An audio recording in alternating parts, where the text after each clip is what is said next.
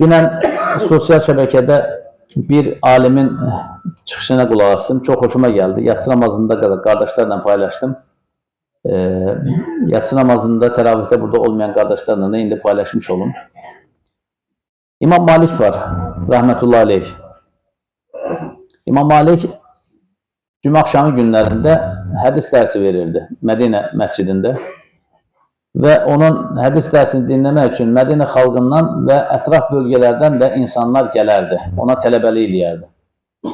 Bir gün çöldən, dərs əsnasında çöldən bir səs gəldi. Bayırdan bir səs gəldi. Mədinəyə fil gəldi, Mədinəyə fil gəldi deyə nida eşidilir. O dərsdə oturanlardan, cəmaatdan 15-10-10, 5-5, 10-10 tələbələr, orada dərs dinləyənlər çıxıb fil görməyə gelirlər. Yəni, filin adını eşitdilər, böyüklüyünü eşitdilər ki, belə kocaman bir şeydir. Quran-ı Kərimdə Fil surəsi var, oradan oxuyublar, Fil surəsini əzbərləyiblər, amma nə olduğunu görməmişlər. Hər kəs gedir, birər-birər, ən sonunda bir nəfər qalır. İmam Malik və önündə bir nəfər. Deyir, evladım, sənin adın nədir? Deyir ki, mənim adım Yahyadır. Yahyadır, efendim. Sən deyir, həyatında heç fil gördün mü? Yox, görmədim, deyir, efendim. Sən niyə getmədin fil görməyə? Efendim, deyir, mən Mədinəyə fil görməyə gəlmədim. Mən sizi görüb, sizdən dərs almağa gəldim. İmam Malik Həzrətləri ona dua edir. Allah sənin şərəfini və elmini artırsın, deyir. Allah sənin şərəfini və elmini artırsın. O duaya məzhar olan Yahya bin Yahya Əlleysi rəhmətullahi aleyhdir. Əndəlüsün ən aqili, Aqilül Əndəlüs deyə məşhurdur. Əndəlüsün ən ağıllı adamı, fil görməyə getməyən ağıllı adam. Əndəlüsün ən ağıllı adamı, müəllimin duasını alır. Və sonraları İmam Malikin muvaddasını gələcək nəsillərə rəvayət edən, çatdıran, yazıb ötürən ən salih insan olur, ən salih tələbə olur.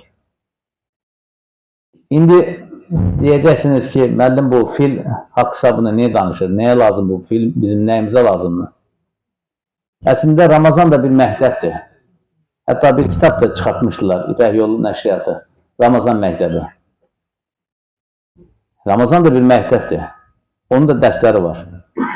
Bizə xitab edən fillər var. Bu əlimizdə işlətdiyimiz telefon bir fildir.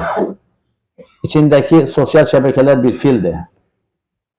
Görəsən biz filsiz bir Ramazan keçirə bilirikmi? Yoxsa çöldə fil var deyən kimi həmən dərsi yarımçıq qoyub gedirikmi filin dalına? Ona görə o mübarək alim deyən kimi Allah bizə filsiz Ramazan nəsib eləsin. Filsiz Ramazan.